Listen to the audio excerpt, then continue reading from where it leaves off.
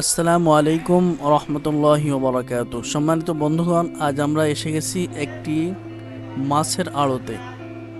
আমরা আপনাদেরকে বিভিন্ন রকম মাছ দেখাবো।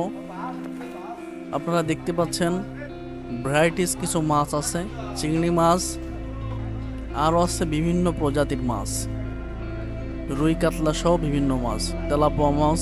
এখানে টাটকা মাছ পাওয়া যায়। আমাদের এই মাছের আড়তটি হচ্ছে ডুমুরিয়া থানার শাহপুর বাজারে। আমাদের এখানে মাছের পাশাপাশি একটি বরফ তৈরি করা মেশিন আছে, যেখানে বরফ তৈরি করা হয়। এটি হচ্ছে সেই মেশিন যার দ্বারা বরফ তৈরি করা হয়। এটি একটি ঝর্ণা। এখানে বরফ তৈরির জন্য অনেকগুলি মেশিন রয়েছে। এটি হচ্ছে একটি পাম্প, এটিও একটি পাম্প যার দ্বারা বরফ তৈরি করা হচ্ছে। এটি হচ্ছে সেই আসল বরফ যা তৈরি করে রাখা হয়েছে।